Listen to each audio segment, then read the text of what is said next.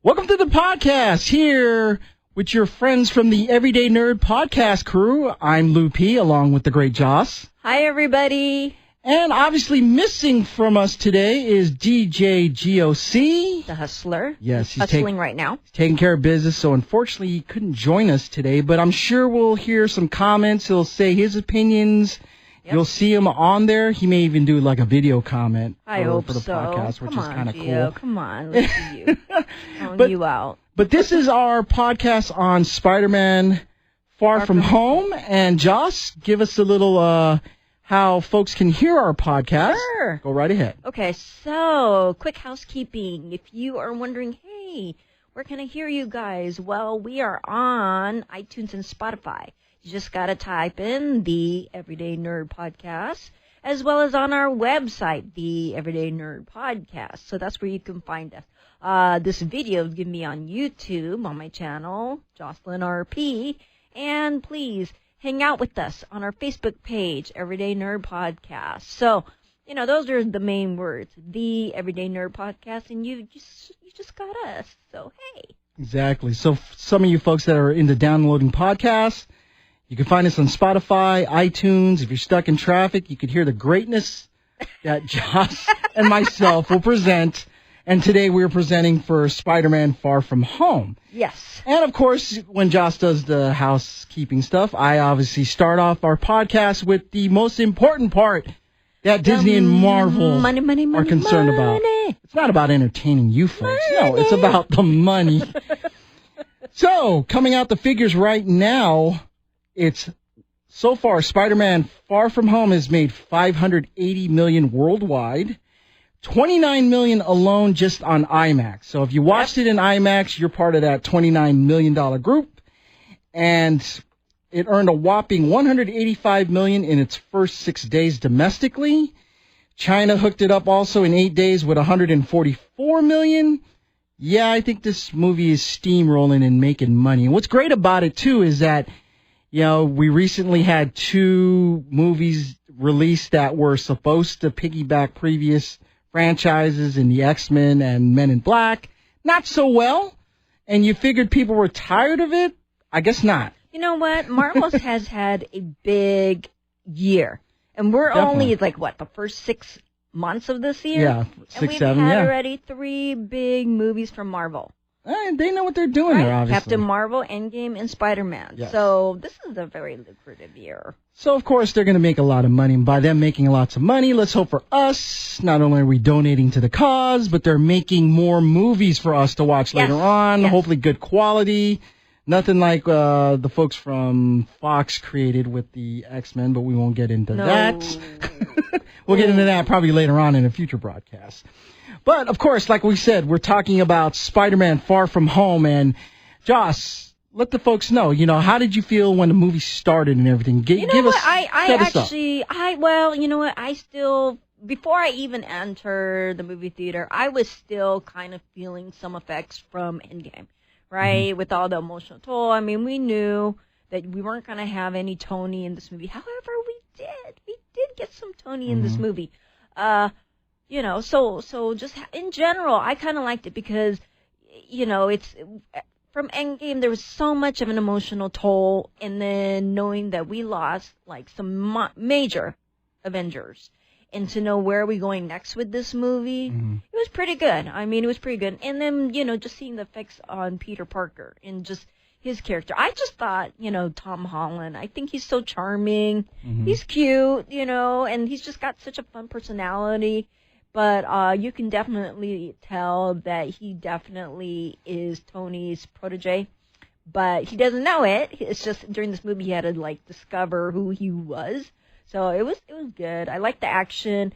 It wasn't I'm at the edge of my seat like a Endgame, but it was still a good story to tell because we just finished this huge movie. So exactly. So coming into this movie, my thoughts were kind of the same way. I try to keep the expectations low. Right. So I wouldn't be disappointed. Right. But obviously with the 2 Avenger movies, no, my expectations were up there. Oh, yeah. They had to be up there. But coming into this one, you kind of anticipated what you were going to see. a lot of dedications to Tony Stark, Iron Man. Again, nothing new. We're not giving away any spoilers on this one. If you've seen the previous movie, or when I mean previous, the Avengers movie, right, that Tony Stark is no longer with us. The Iron Man's no longer with us. Steve Rogers. Now, I didn't say Captain America. I said Steve Rogers is no longer with us, and of course, Black Widow. So I'm sorry, Joss.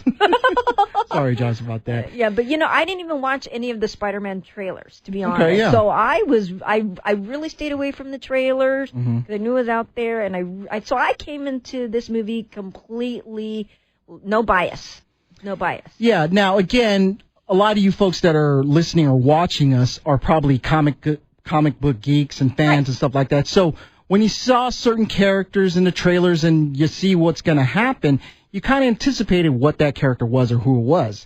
So a lot of people kind of had an idea, yet they didn't, which I kind of liked how they did this movie. Again, you have to separate what's going on in MCU to what you read in the comics, which, it's kind of hard for some folks. Seriously, it's like, wait a minute, he's supposed to be this. Right. Why is he that? So, again, it's 2019, folks.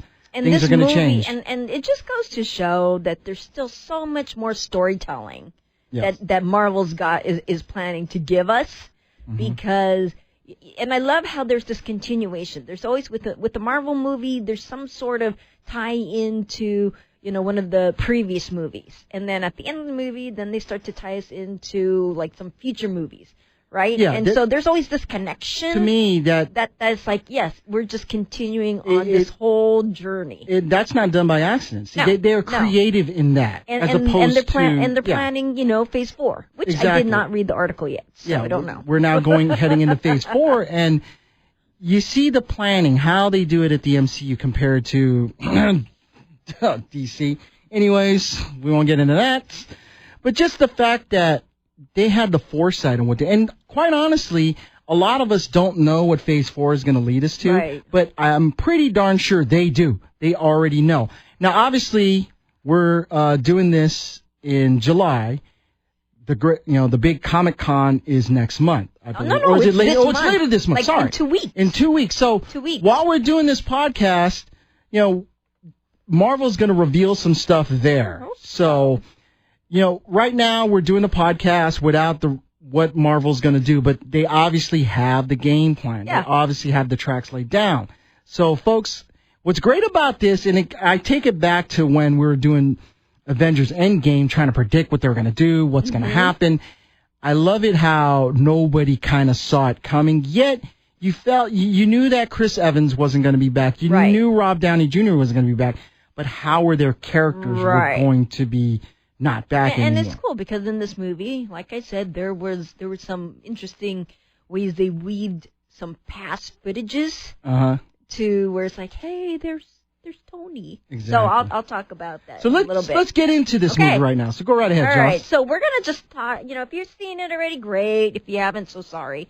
If you haven't seen this movie, come back and then watch us, or put it on your ad to watch later. There you go. Guys, but I'm gonna get started. Okay. Go ahead. Okay, so in the beginning of the movie, it opens up with Nick Fury and Maria Hill, and they're walking around New Mexico. Well, they're in New Mexico, and this town that they're in has been completely destroyed, but yet you see something come from the ground, and it's air. It was an element of air. So, what's going on with all this wind, or it could be air. It's got to be air, I'm thinking about it. But then you see, Miss Mysterio, which, like I had met, I wanted to say his choice of costumes interesting because it's the top part's like a crystal ball, and then with a cape on. It's just it reminds me of I think about a Jack in the Box. Really? How you have that ball. You know what I'm talking about? Mm-hmm. Yes. So that's what I was seeing other things like, interesting choice. But anyways, it's Jake Gyllenhaal. Yeah. And, so he's supposedly, I guess, now the new Avengers. I'm like, okay, I guess they're going to fit him in. But, it opened up, and they actually showed, they did teenagers, and they were, in their local high school, newscast, and they're, talking about how it's been a tough year. the blip happened as they described it when 500 million people that they all disappeared, and then they actually showed scenes in the high school where at that time, they were in PE in the gym, they're all playing dodgeball, and then 5 years later they show up. And now they're in a football field, and those still playing dodgeball comes back, still throwing some dodgeballs. So, to the band people. But they talked about how, with the kids, even though that they grew up and 5 years had passed for them, now they're like older. They've got to be if you're a freshman and 5 years later, if you're a freshman, then you got to be 1 year out of college? Yeah, 1 year in college already. But they said, okay, let's all reset everyone back and do this year over again. So that's kind of odd and peculiar. But that's what happened. So that's what happened, trying to get everyone back on the same level. But, they did. I felt kind of sad because it just, they rehashed and brought everyone up to speed by talking about how we lost Iron Man, Black Widow, and Captain America. Or, excuse me, Steve Rogers. But then at that point when I saw it, I was like, well, wait a minute. Captain America didn't die. But yet to them, they did. He did. Yeah. So well, it's like, according to the world, he's not around. Right. He's but not again, around. we'll start chasing the tail on that. Right. So we won't get into that. We won't do that today. But so then it showed, it showed with Peter Parker and Ned and the class. They're going on this trip to Europe. My son, your Ned. My son, I am so anyway, please keep going, Joss. I am so proud of my son. We will get to him in a moment because we are talking about what happened proud on of my son. My boy, my son. But with Peter, from what he's been dealing with, you can already tell from the very beginning, as he's packing for this trip, he doesn't want to bring his spider suit.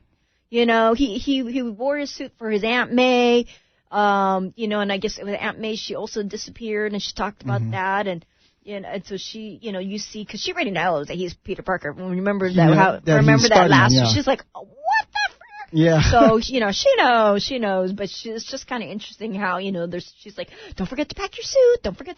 You might need it, but he didn't want to bring it, Yeah. But she still packed it in there.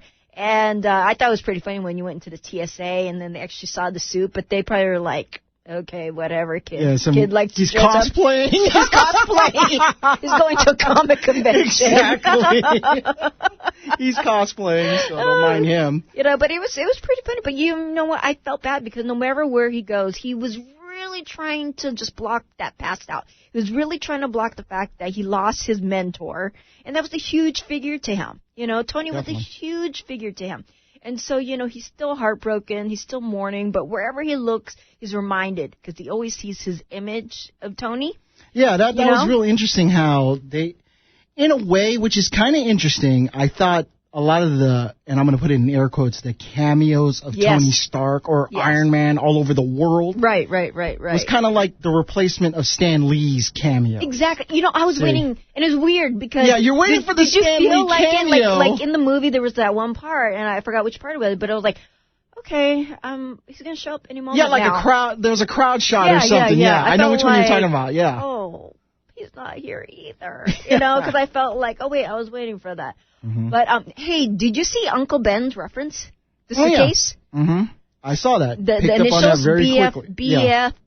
Mm-hmm. And I was just like, oh, Uncle Ben. Yep. So I was like, okay, my eyes were quick to see that. Yeah. But, his plan was he just wanted to focus on MJ. He wanted to just be a normal teenager. He wanted to focus on his crush.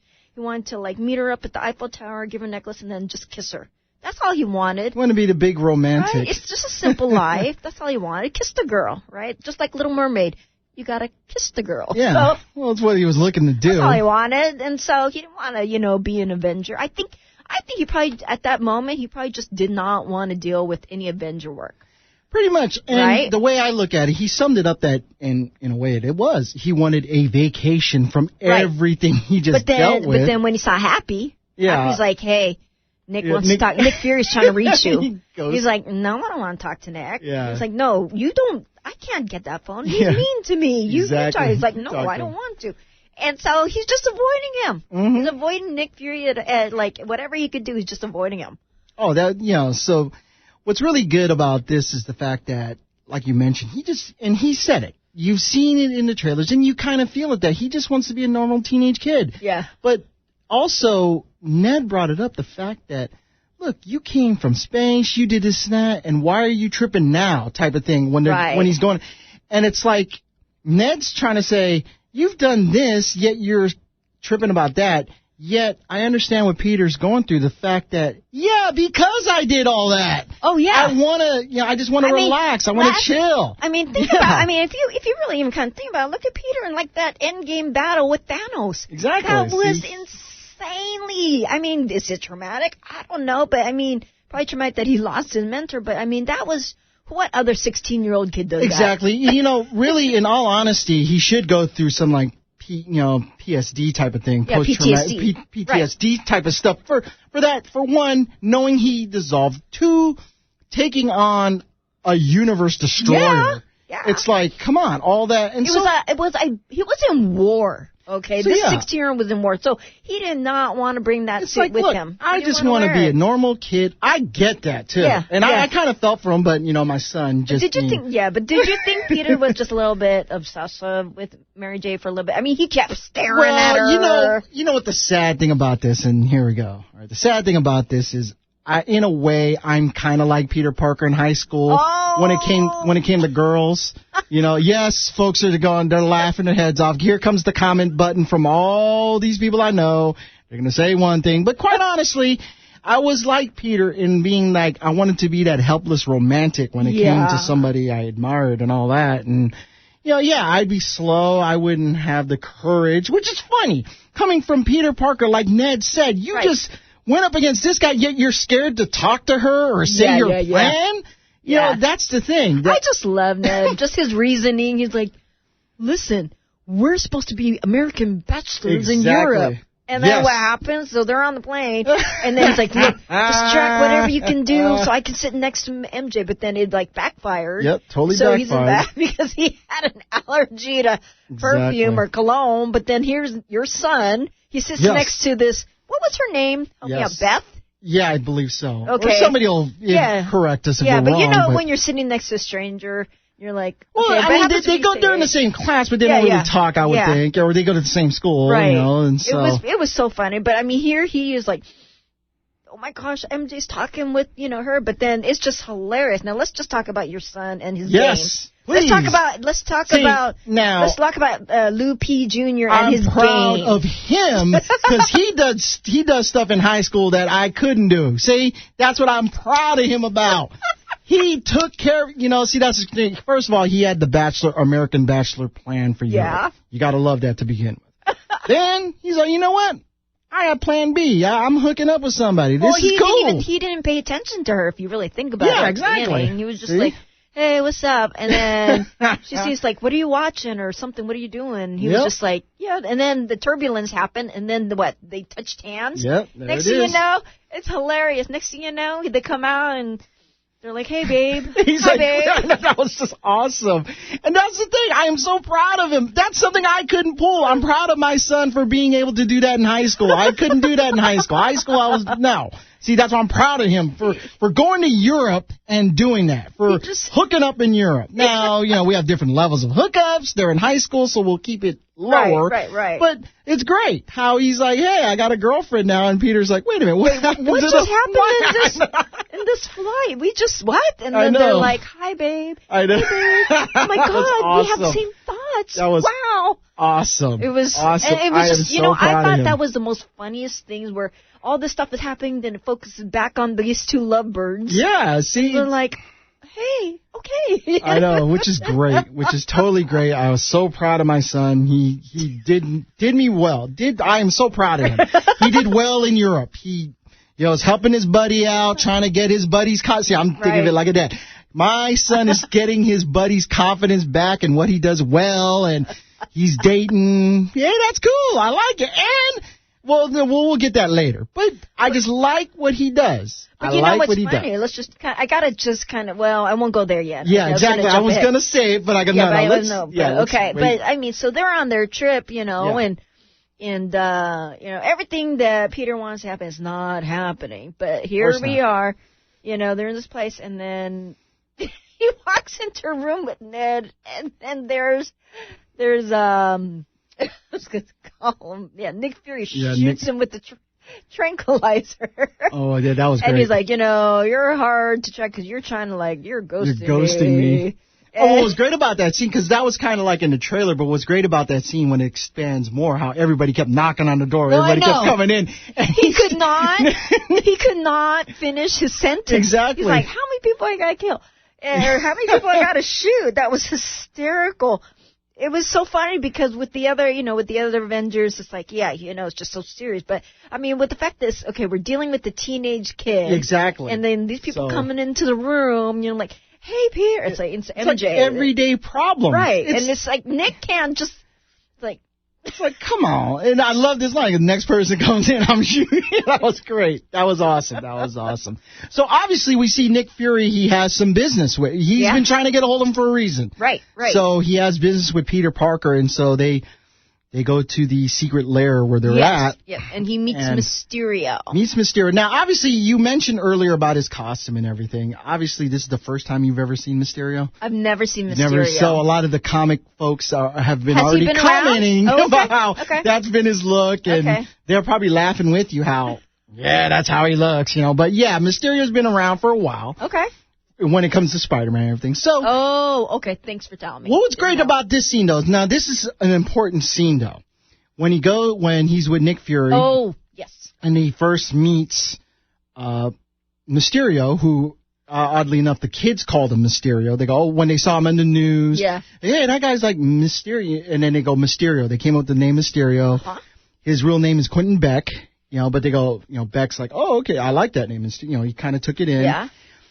But the discussion they were having. Yes. So two parts that I really loved about that scene was, one, they started talking about a multiverse. Yes. So obviously, for some of you out there, you're probably cheering when they mentioned the multiverse, because if you saw the animated Spider-Man, that dealt with the multiverse. So that's really cool. So I like the fact that it was mentioned, and there's a possibility, obviously, we're going to see some multiverse stuff happen within story. Right. That's excitement number one. Excitement number two, which is not so exciting, I found it interesting, was the fact that, again, we're talking about Peter. He's like, look, I'm just trying to do my European vacation. Right. He's all, and basically Nick Fury's telling him, well, you're the last Avenger left. And he's like, well, hold up. What about Thor? What about Thor? He goes, out of space. What about this? And then Lovey goes, what about Captain Marvel? Now, this is funny. If Gio was here, I already know what he would say. So who cares? It's like, she's worthless. That's what he would say. Yes, that's what Gio would say. I think it's in future reference. We will talk about later on how, don't you dare say her name, and this is that. I yeah. See, so I was like, why? Okay. He's like, don't you dare say her name. Say her name like that. Like, all right, well, whatever. But, okay, so we see the game plan, how apparently Mysterio is from a different multiverse. Right. And he explains to the folks that he's taking on these beings called the Elements. The Elements. So he's trying to... So obviously the first one we saw was wind. Like that was wind. Air. And so the next one he's talking... And then when they were in Venice was water. Then the next one's going to be fire. Right. What is so great about this is the fact that Peter Parker's saying, well, no, I can't go with you to Prague. So no, it's so obvious it's me if I show up there and this and that. So I love how Nick Fury just took it all in, like, okay, yeah, you're right. That'd be obvious if suddenly you're out in Prague. Suddenly they go back and their person who's watching goes, hey, we got upgraded to a trip to Prague. And it's like, wow, you just knew. And Peter's like looking, and he sees the driver's Dimitri, who he just met the night before. He's like, oh, great. He knows. So, but again, now what's key also in all this was also in that moment, Nick Fury gave Peter Parker he said, a gift. This is from Tony. From Tony. Yeah. Now, this is pretty key. That was so cool. This is cool. And then when he opens the gift up, he gets a pair of sunglasses or just glasses. You're like, what the heck? But then once he puts them on... I forgot. What was that on the note? It says, it was such a great message. He said, do you remember? I can't remember her. You know what? Somebody's going to write it right now. But somebody's writing it right now saying, how could you guys forget it? Be the leader. That's a bulk of it. I know exactly what you're talking about, and everybody's yelling it at us right now. I already know it. You're in your car right now yelling it at us. But you know what I'm talking about, right? Yeah, I know exactly. The note. It was like something like, and that note later on, the note later on plays a part. What happens? Right. So yeah, he leaves them a great note, and it's one of those notes where you're like, dang. Right. You know, if you knew a good friend who just passed away, right, leaving you a gift, and it's kind of that note from the great beyond. Right. That would kind of freak you out a little bit. I think so. I think it kind of freaked Peter out, but then once he put him on, suddenly he has access to Stark technology, which is awesome. Edith. And Edith stands for even in death. No. Even death. Even death, I'm the hero. Yeah. So, and that's just classic. That is so classic. Tony. It's like when they did the baby program or something in the first Spider-Man movie. It's like all these acronyms are geared for Peter, which is great. It's so hilarious. You know, and that's what's kind of, you know, what I kind of found about that. That's kind of like the scene in Iron Man 2 when Tony discovers the whole Stark exposition was something that his father created, and he looked at all the designs and how it was something bigger than just the expo. And the line he said, he goes, "You're still teaching me. You know, you've been dead so many, you're still teaching me." See? Yeah. So that's kind of what he's doing for Peter. Kind of like, you know, passing it on. He's exactly doing it like what he did. And again, somebody's going to write in, dude, this is what he exactly said. Oh, please. I'm just paraphrasing. But just the fact that he's doing to Peter what happened to him in a weird way. So that was kind of interesting. So he gets this technology, puts the glasses on, and lo and behold, look, he controls drones. He controls a lot of things. Yeah, he essentially got access to Stark technology. He actually inherited all of Tony's technologies. He inherited it all. His toys, everything. I mean, really, he did. And so what's he do with it? As a teenage boy, what do you think you do with it? I mean, if I was a teenage boy, I'd probably do something dumb like this. Well, wait a minute. Oh, yeah, no, he had it on, and everything was good first, right? But then they went for a bathroom break. Remember? Oh, yeah, before, yes. They went for that bathroom break. And, you know, and then Dimitri, everyone's like going here and there, and he said, okay, you go there. Yeah, Dimitri is the driver. He met him the night he knows he's with Nick. No, you go there. He goes into that room, and there's that woman. Yeah, just this tall, blonde woman. Mm-hmm. She's like, take off your clothes. I know, put this on. Whoa. Take off your clothes. Put this on. Yeah, that's all she was saying. And then Brad walks in and takes a picture. You know, it's like, man, that's a total teenage thing. That is a total teenage thing, but it's hilarious because that's where then Edith comes into play. Yeah, because they're competitive over MJ now. Right. It kind of revealed he revealed it right there that hey, I'm into MJ and I'm going to share this picture. Yeah. So what does he do? Peter puts the glasses on. He's trying to figure out how to not have that picture get to MJ, and suddenly he launches a drone attack, which is awesome. Oh, because is Brad the target? Yeah. Yes. Yes.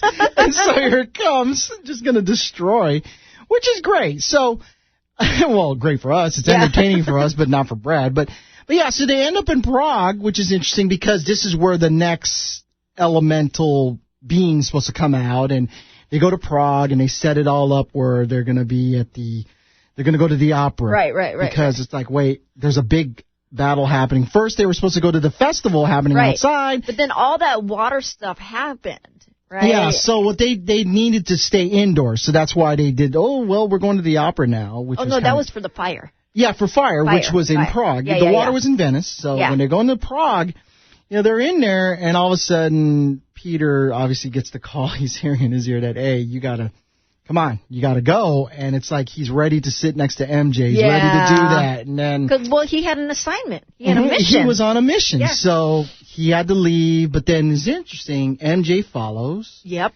And, of course, my son, watching his boys back. My son was watching his boys back. See, I'm not going to say he left because the girlfriend wanted to leave. Right. That's what happened. He was watching his boys back, though. So they end up leaving.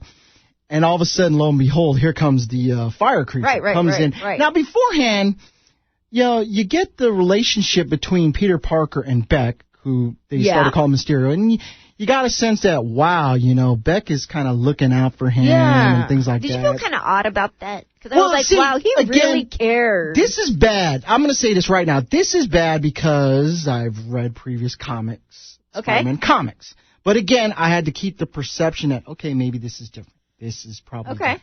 Okay. So, they go up against the battle. They're battling. All of a sudden, here comes the element of fire. Right. He comes up. And Mysterio says, no, you can't get him near metal or else he's going to be more he'll be even more powerful. Exactly. So he's battling, but the funny thing is MJ followed Peter. Yes. And all of a sudden you see, this is great. It's not Spider-Man. It's Black Monkey? Or Night Monkey or something. Night Monkey. See, my son's trying to get he's trying to get his boys back, but he couldn't think of anything at the fly. It's like Night Monkey. I know he was up high in a Ferris wheel, and he was with his lady, but he couldn't quite get it. He's trying to cover for his boy, but he's like, oh, man, Night Monkey, there it is. But anyways, MJ's there, and then she sees a battle, and just something weird happens where something falls off when the Night Monkey is taking on this elemental creature. And so MJ ends up getting whatever that was, and it's all right. So, but then they start battling, and then at the end of the battle, lo and behold, they win. Right. They stop them. But Parker's feeling at what cost, though? Yeah. And the class. Because Beck was like, I'm going to do, whatever I can here. So if anything happens, so he goes in. Then it's like he sacrificed himself. Right. And here, let me ask you this: for a moment there, were you feeling Tony Stark Endgame? Yes. There. Yeah. See, I was feeling like, oh no. Here we go again. Peter's gonna. It's like I think that's what's gonna happen. It's like, no, not again. You know. And I'm like, so then at that point, I'm like, is he gonna die now at this part of the movie? Okay. Yeah. See, so he's doing that for Peter. Like, Peter has seen this before, where a guy who's mentoring him is gonna sacrifice himself. Right. So, it made him feel. But then, they stop the Fire Beast, and then, Beck survives. So how about that? Right. So they're making big plans to, they're telling Beck, Nick Fury goes, okay, you're part of the Avengers now. Yeah, and we're going to set up. You can meet me in Berlin or London or something like that. He's like, I think I'll do that. Yeah, and then talking to Peter's like, no, I'm done. Right. So they're at a bar. He goes, let's have a drink. They're at a bar, and Peter's with Beck, and they're talking, and obviously, like what we've been discussing. Right. Then he's a 16-year-old boy. Right. He shouldn't feel like he's the next Iron Man. And he didn't want to. He didn't want that. He didn't want to. And now he's looking at a guy who's got his back. So self-deserving. He's more worthy than him. He's been through all these battles. He's lost his family. Right. It's like, you know what? And the key to all of it was when he put on the glasses. Yep. He gave him the glasses because he looked at that note. Put them on. He referred to the note that Joss and I cannot remember what it says. So you folks are like going nuts going, it said this.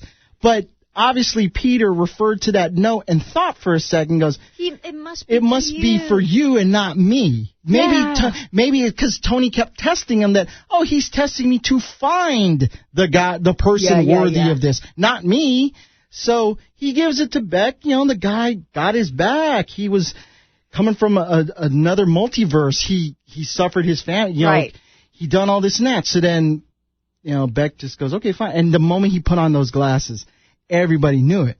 He looked darn near like Tony Stark. He looked like Tony. He looked like Tony Stark. And of course, that's what would click to Peter. Like, well, I think it was you. And that's why he's thinking out loud that, Mr. Stark probably is testing me to find, not me, but to find the person worthy of this. Right. So But when you say that, in my mind, I'm like thinking, Tony's probably like, no, it's you. Yeah, it's you. Like sure. his ghost. Exactly. I'm like picturing Tony's ghost right next to him like, no. I can see, it'd be great. Would have been you. Would have been awesome if one of his armors just showed up and just kind of just slapped him or something. No, it's you. But yeah, we were all saying it, and you kind of felt it at that moment that, okay, we get why he did it, but then you kind of start feeling, there's something here. There's got to be more. There's more to this than the elements. Because I was like, really? We're going to deal with the elements? Yeah, so villains? Peter gives up control of those glasses. Edith. And gives up Edith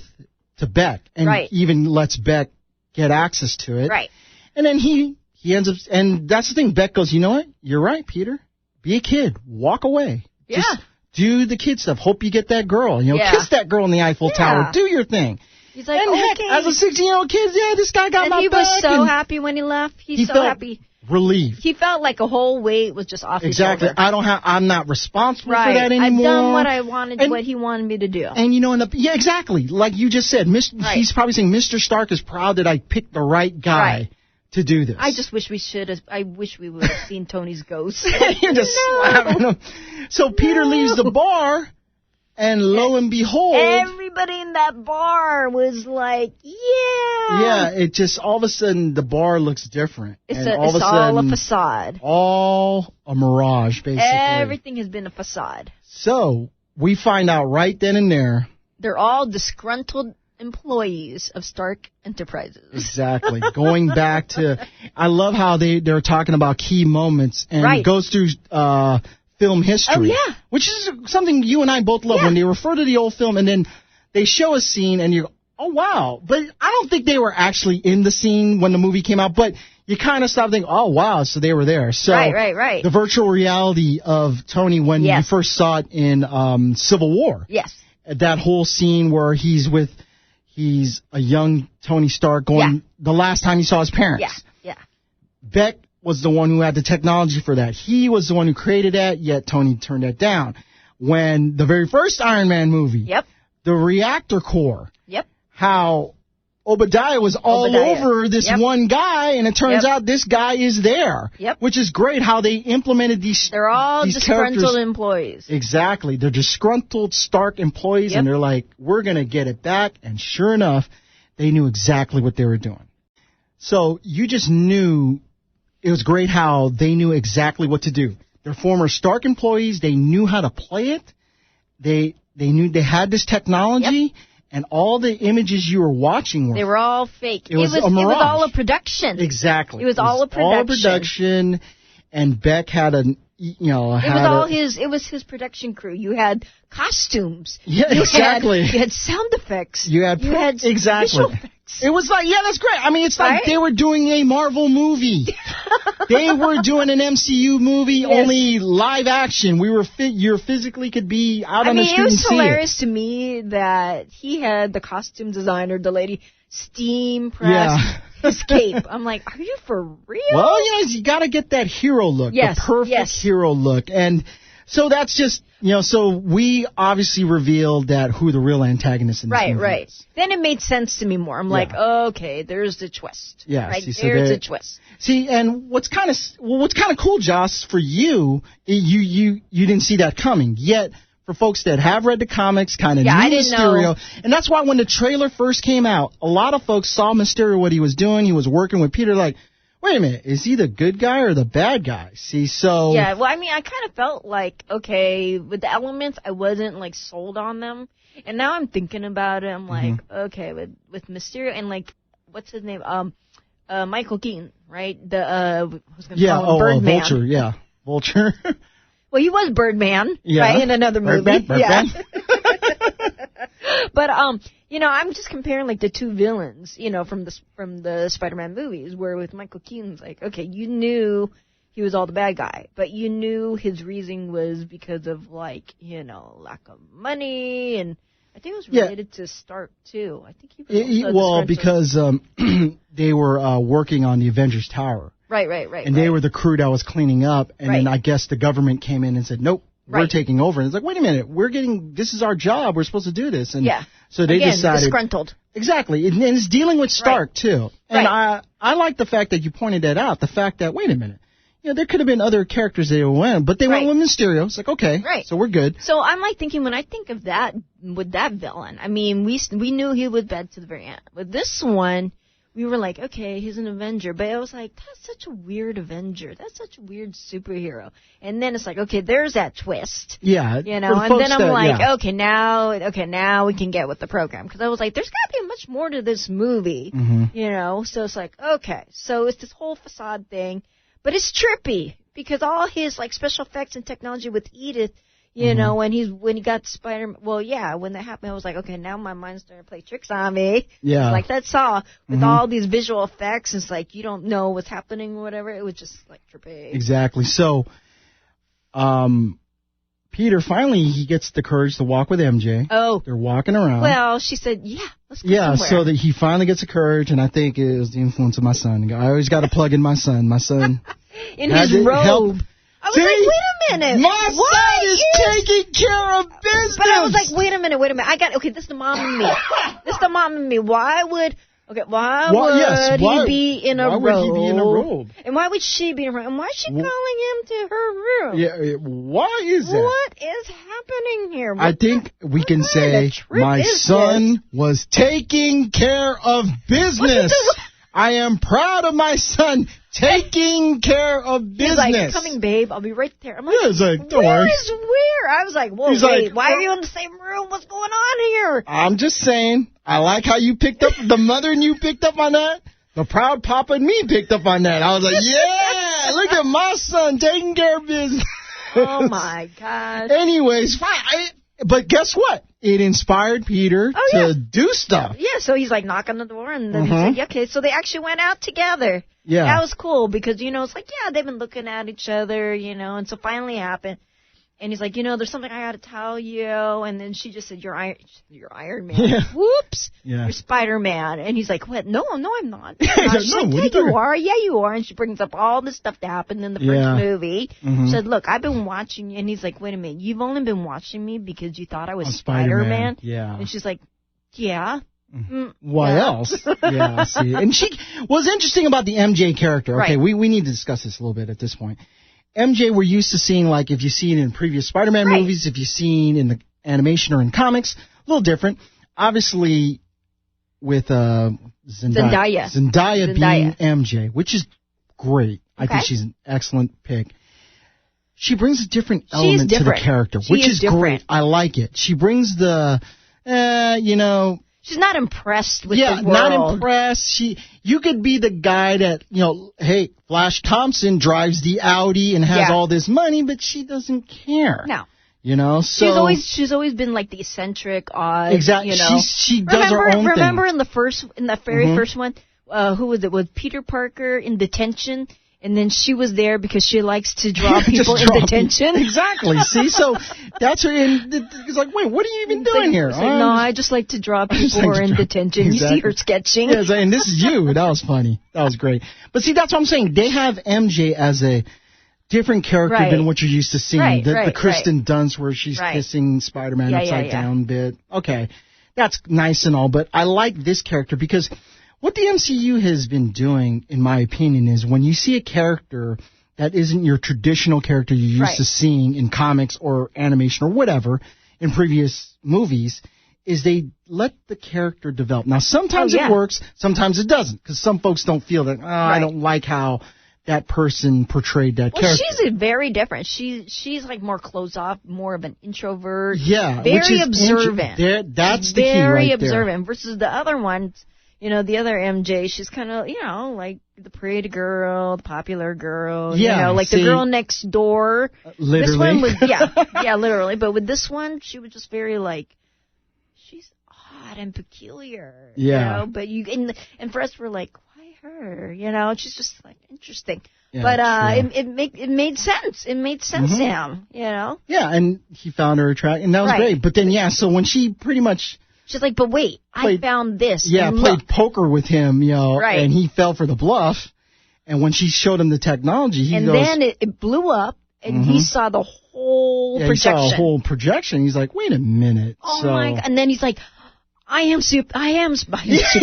What the hell? I am Spider-Man. Yeah, so and she's realized, like, wait, no, I am Spider-Man. I like how she said, what? I was 67% sure. I wasn't quite sure, but so now she's part of this world. Yeah. They're in that room, and she's like, got to turn around because got to put a suit, and then Ned comes in, and he's like, that was great. That was great. I was waiting for Ned to go, hey, I handled my business, so you want me to leave? Again, he's in the robe, too, right? Or was he in the robe, or was he in a T-shirt? I think it was in a T-shirt.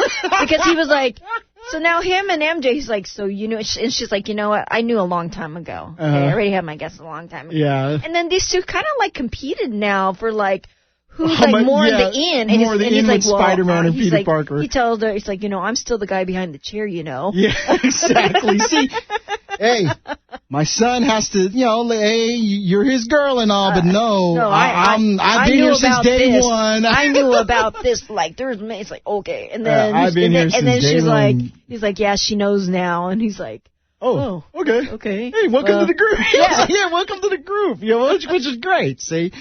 So obviously Peter realizes he made a big mistake. Yeah, he's got to get it back. But it's interesting because then like this whole process. Oh, his whole process is like he's just like, what? And then when he thought he was gonna go with Nick Fury, it was a whole mirage again. Yeah, I mean he was just Mysterio. And it was trippy too because when you also saw that whole background thing, he's like, no. Bring it up here, to that level and work on the drones. You could see, like, them just, like I said, in this whole production, like this whole direction and stuff. And it's just like, dang, it's just this whole production. And then when they actually had that, that battle scene, it's just like, it was just trippy. All those images, I was like, whoa, that was just trippy. I mean we've gone through it like Doctor Strange, right? Yes. With their special effects. Or Ant-Man, right? They took it to the quantum realm and they had those images. Yeah. You know what I'm talking about, right? This one was just trippy. It was because they were messing with his head big time. Right.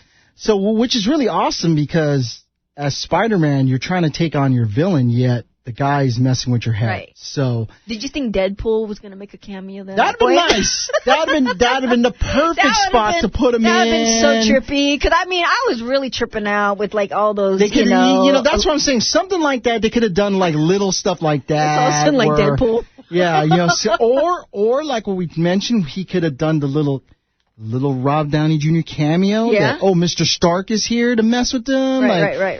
I think they could have done that. That could have been kind of interesting. Like they could have had Mr. Stark in there and like scolding him type of thing. I knew you weren't worthy type of stuff. So but that whole scene, if you're on acid, you would kind of lose. That's how I felt. I was like. If you're on something and you're watching that scene, trust me, you're going to, you'll be out there. But what's interesting how the scene ends, though, he ends up getting hit by a train. Oh, I know. And he's off to the Netherlands. Oh, I know.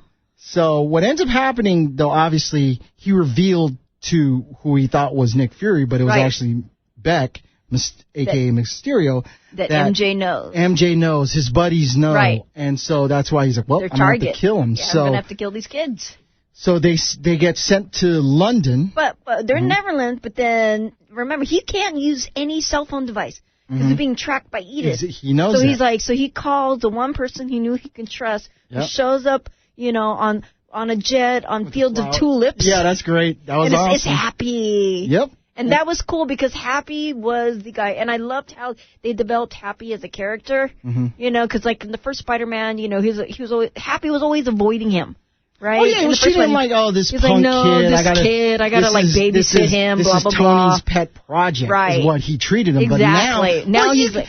You do know there's a motivation to it, too. Aunt May. They noticed that butt shot, when he called Aunt May, and Happy's like having lunch there. Yeah, he's like, no, I'm not here. And I noticed that camera on her behind, It's like, I saw Aunt May. The greatness of Marissa Tomei. I saw you, Marissa, working out with your squats. I know, you go, girl. Anyway, so Happy goes and picks him up, and it's great how...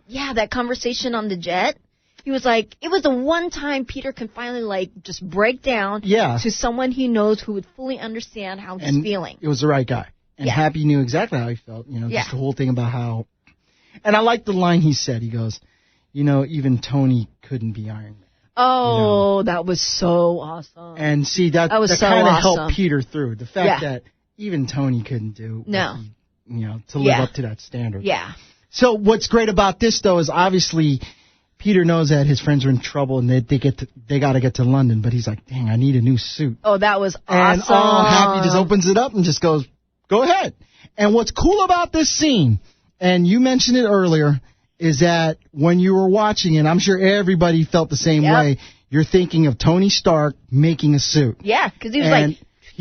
we'll take this and that. Yeah. And what was cool about the spot where you saw a bunch of suits, there were a variety of actual Spider-Man suits. So the spider suit, which is cool. We'll take a little bit of this, that. I love that. And they showed that. But they also showed it through Happy's eyes of what he's seeing. How he was proud, wow, Tony, you picked the right guy. Yeah, this is him. And it's like how he seems like, all right, I'll let you get in. I'm going to turn on the music. Yeah, and then let's go. And it's like, dun. And he totally shows his age. Dun, dun. I love Led Zeppelin. Like, dude, that's AC/DC.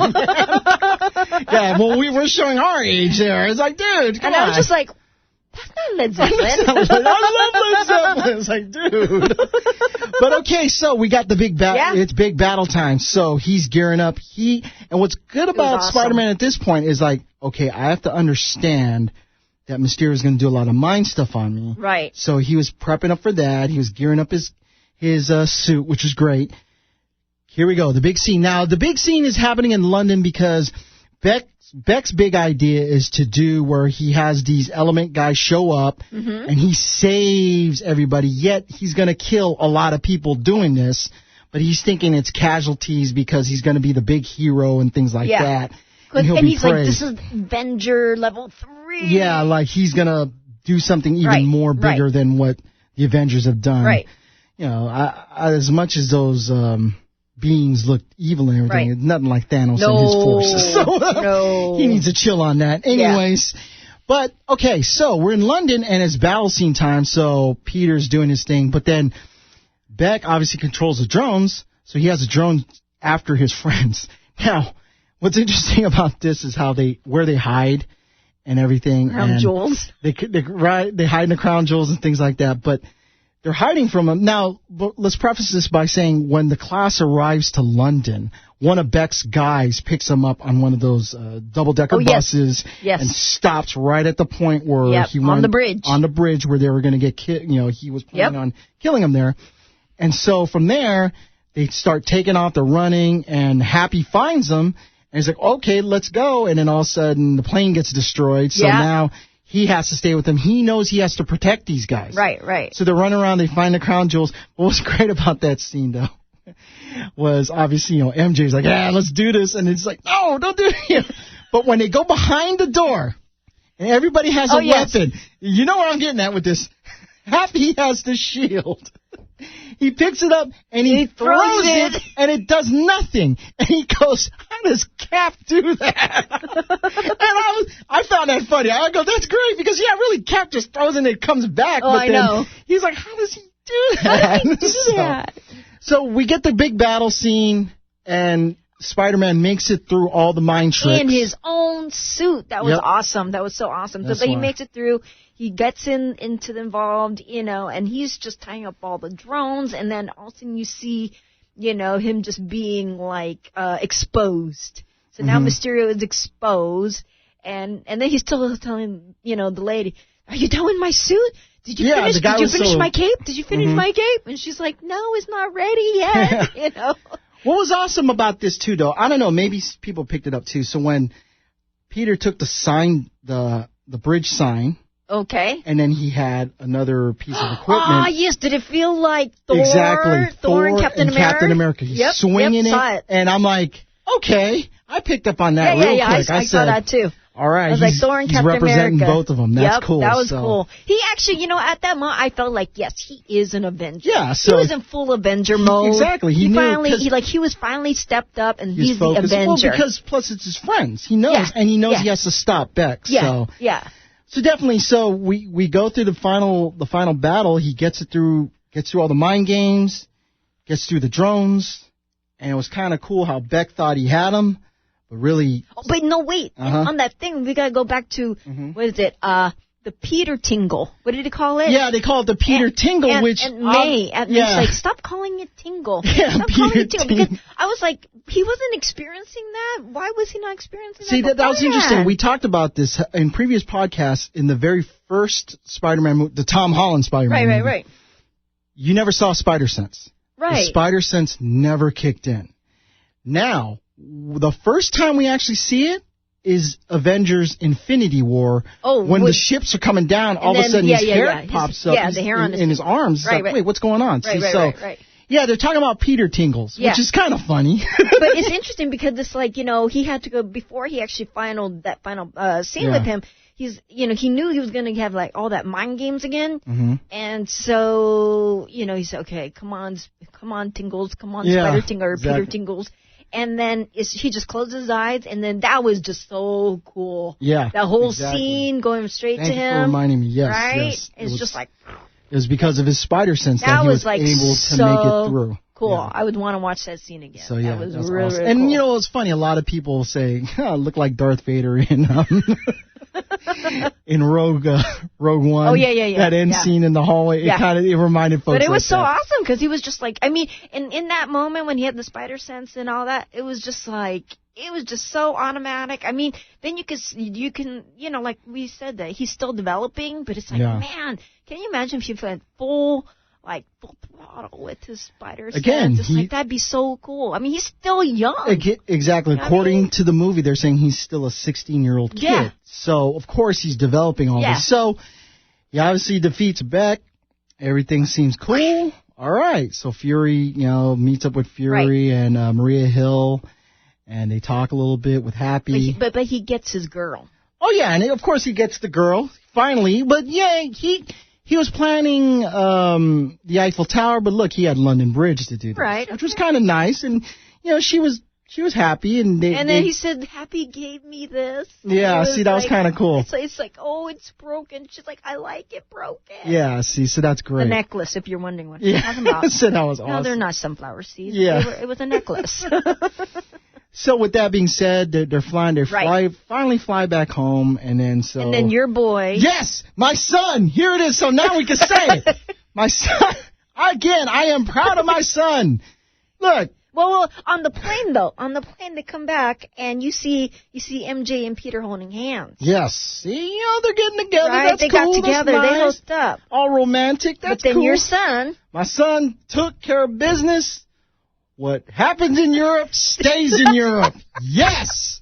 My son took care of business. Like, we were cool. We broke up. It's all good. Casual. Exactly. And then they're like, okay, well, nice to meet you. Exactly. They're like, I'll see you in class. We'll see you in class. It's all good. See, my son took care of business. Love it. What happens in Europe stays in Europe. See? Perfect. So here we go. That ends, so credits roll. Now, obviously, here we go. Always the parts that we've gone this long, and we obviously come up to the parts that are really significant. Oh, yes. So now we're going to so the first one, here we go. This credit scene, the first one was like, what? So, exactly. So, before we get to it, the mid-credit scene, Peter and MJ, he goes, hey, obviously MJ wanted to swing around with Spider-Man. Yeah, that was pretty funny. That was kind of cool. So, he granted her wish, and he swung her around. Right. They end over at Madison Square Garden, and the credits roll. Well, here we go. So, mid-credit scene. Now, this is what I love about Marvel with their mid and their end credit scenes, is the fact that it's leading you to something. Yeah. Like I said, with Marvel. Right. So, all of a sudden, it's all good. You think it's happy ending time for Peter and MJ. They're just starting out. They're dating and everything. All of a sudden, there's a big news flash on the screen at MSG. And it's Beck. It's the news. It's the news story. Who gives them a report that this video that Beck Mysterio was. They called him Mysterio, not Beck. That's right. Mysterio had this film and proclamation about, hey, this is what's happening. Spider-Man's attacking me and killing me. Yeah. But the one guy who's leading the charge on that, the one guy who's leading the charge against Spider-Man, Mr. J. Jonah Jameson. And what's cool about it is the J. Jonah Jameson from the old Tobey Maguire movies. J.K. Simmons is J. Jonah Jameson. Yes. And perfect move to bring him back. Yes. And, of course, if you guys know J. Jonah Jameson, he is so anti-Spider-Man. He is. So, hey, Peter. Yep. So here we picture? go. He straight up just called it out. Spider-Man is enemy number one, doing his thing. Yep. And then in the movie, the mid-credit scene ends with Beck revealing that Spider-Man is Peter Parker and shows a picture of and it shows Peter's face. And you see Spider-Man go... He's like, oh, man, and then credits. But it was like... So, before we get to the end scene, right. I have an explanation for that. So, here's my thing. Spoiler alert on this, okay? Now, a lot of folks are like, well, what are they going to do now? But also, wait, I know you're going to say something, but it's interesting. The one point I want to say is that, okay, at the end of the first Iron Man movie, Tony says he contemplates, should I give my identity, right? Oh, yeah. So he said, I'm Iron Man. Yeah. Here, this guy got called out, right? And so he got called out. And so now it's like, that's Peter Parker. So he got called out. And so it's like, now what? Now how are they going to deal with the fact that both of them, their identity's exposed? Now what? Here's the thing. All right, we're going to go into a little cheat mode here. And for folks that have read comics, a lot of times before, Tony Stark would, to fool people, he would make an appearance and one of his armors would be flying around doing stuff. Okay. Now, in the comics Avengers Initiative. Okay. This is in the comic world where Peter Parker in the comic world in Civil War revealed he was Spider-Man. Well, obviously, we won't get into detail on that, but how they got him off the hook was there was another comic called Avengers Initiative where it was revealed where Peter Parker's like walking down the street and here come these spider guys, the guys in the Spider-Man armors, like what we saw in the movies. In the comics, they come out and they save some people and stuff like that. And they establish that, no, Peter Parker is not Spider-Man. See, so I think it's real easy. He has Edith, so they're going to have the spider armor do an appearance where Peter's walking around. I think that's an easy fix there. But then does he really have Edith? Because at the end of the movie, William Riva, one of the disgruntled employees who was Beck's IT guy. Yeah. He downloaded the whole Edith program. So you'll have two dueling programs. And here we go. A little trivia for some of you folks out there, and I told it to Joss. Does anybody know who that guy was? William Riva. William Riva. The IT guy. 3, 2, 1. If you saw the movie Christmas Story, that is him. He's Ralphie from Christmas Story. So he was the man who dropped the big F-bomb and his buddy got his butt kicked because he dropped the F-bomb when his in the pink bunny suit. So, yes, that was Ralphie, and yes, he's in the latest Spider-Man movie. That was cool. That was great. Because I know some of you folks watching probably go, man, I know I've seen that guy somewhere, and then me watching, I go, man, I know I've seen that guy somewhere. And because it's a credit scene, you're looking through the credits and you see the name, so there you go. So, speaking of credit scenes, now let's go to the end credit scene. So, all right, big one. Here we go. This, to me, is the bigger reveal than the mid-credit, which is interesting. This is the big reveal. Now, you see Nick Fury and Maria Hill, they're driving around in London in probably an Audi Q5 or whatever it is, and they're talking. They're like FaceTiming with somebody, and all of a sudden it's revealed that they're really Skrulls. Oh, that was actually interesting because they were in the car, and then they revealed it, and they were the two characters from Captain Marvel. Exactly, the same exact ones. So now I'm thinking, if he's been Nick Fury, and then he's having a conversation with Nick, right? And there you see Nick, he's on vacation on a beach, in his beach wear. But then it fizzled out, and there's Nick. It's like it's like a virtual reality beach. Yeah. But in fact, he's up there in space, in a space station with all the other Skrulls.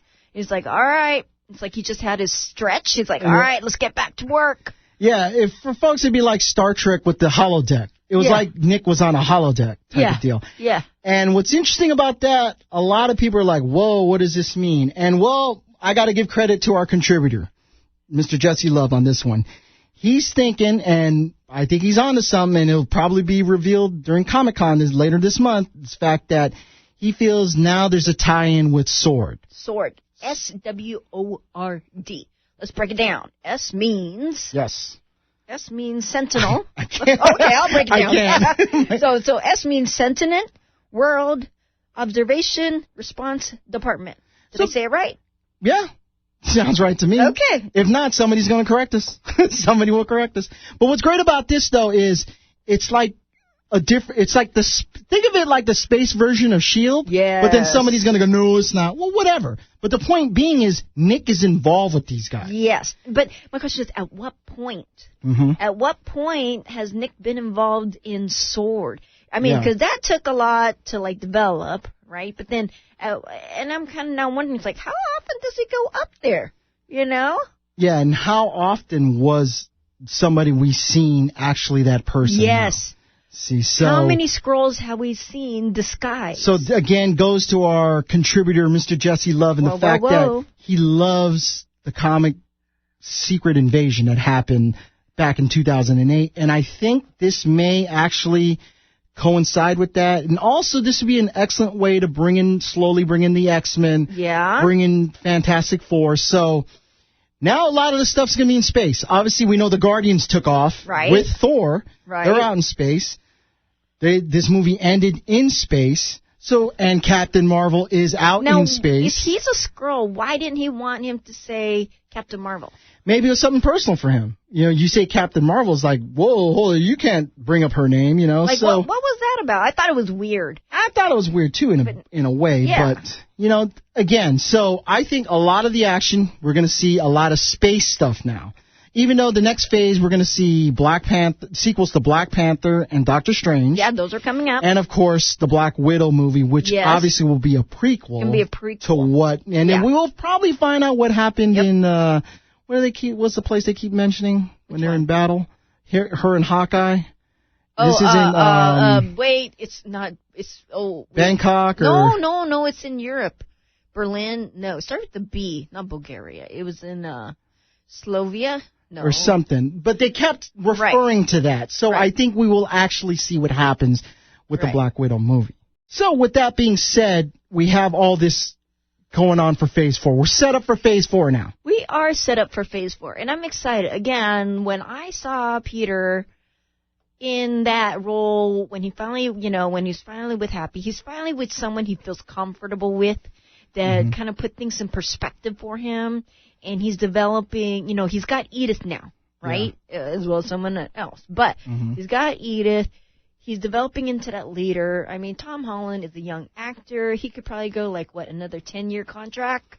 Well, maybe? Let's see. Do you think Disney has the money for it? Of course they do. Do you know what they're doing to their music? Exactly.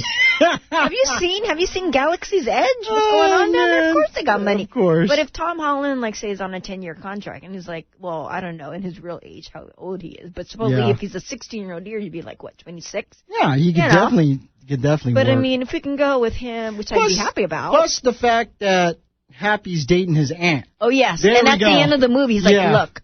Been a lot of lies, a lot of deception. I just need to know. Are you guys dating? One just thing and no. one thing. And it was like, yes. Yeah, see, but so then that's great. Also in that, when Happy was with those teenagers and they're all revealing secrets, and then that one guy is like, I just like to post things because I'm not so sure about myself or blah, blah, blah. Yeah. And then Happy's like, I'm in love with Spider-Man's aunt. And then they all looked at him like, okay. And he's like, well, I thought we're sharing right now. That was awesome.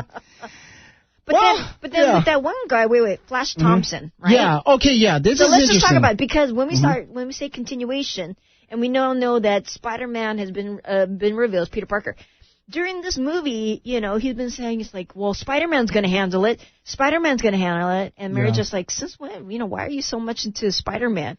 It's like, well, he's a hero. He does all this stuff, but yet he treats Peter Parker like dirt. Well, because he obviously doesn't know Peter Parker is. But then now that he knows, but also when they came back from the airport, he's like, everyone being, caught with their family. He's like, well, my mom couldn't make it. So it's like, why did they add that piece to it? Yeah, so there's going to be something with that character in the third one. So I'm thinking my prediction is like, okay, does he become then part of Peter Parker's team? I don't know, and I don't think he actually knows Peter Parker is Spider-Man. Even though Happy said what he said. I know Happy said what he said, but I don't think Flash knows. Because the people that were there was Flash, wasn't it? No, but it was like televised. Oh, yeah. Now I know what you're talking about. Okay, yeah, televised. Maybe, again, they're going to have to do something where you see Spider-Man and Peter Parker in the same place. Well, you don't think it's going to be the Green Goblin now. Well, no, they ain't going to do it. Well, if they break out a Goblin, they better do it right. That's all I got to say. But just, the fact that I'm predicting I think this is an easy fix. A lot of people are like, oh, what are they going to... It's an easy fix. Okay. They're going to have one of these spider armors do a thing, and Peter Parker's going to be standing there like, whoa, look, there's Spider-Man right there. Right. See? So it wouldn't be him. Okay. So I think that's how they'll do that. So with that being said, that was Joss. I think we covered it, right? I think we covered ground on this. I think we covered a lot. Kind of closing up or wrapping it up. I thought this was a good movie. You know, I think we had so much built up for Endgame that we're like, so emotionally invested before we even saw it. And so now, watching Spider-Man, it's like, okay, just we're going on for that ride. And now we're gearing up, like you said, for the new movies. Yeah. And I don't know if there's any new movies at the end of this year, but I don't think so. No, I think they're going to go... 2020, right? Yeah, 2020. Again, plans will be revealed in a couple of weeks. Right. So. But like I said, Marvel has done a lot this year. Well, they have the sources to do it now. Right. We've done a lot this year, but I thought with Spider-Man, it was cool. It was cool for him to get closure, how to deal with Tony's death, how to still be inspired, and he is a protege. He's a protege. So... Yeah. I thought the humor was good. Your boy still cracks me up. Of course. I'm proud of my son. I am proud of my son. I am definitely proud of him. But I just love the Spider-Man. I think I'm really into the Spider-Man. He's fun. Well, what I'll say is this movie was kind of like Ant-Man and the Wasp. Yeah. When it came out after Infinity War.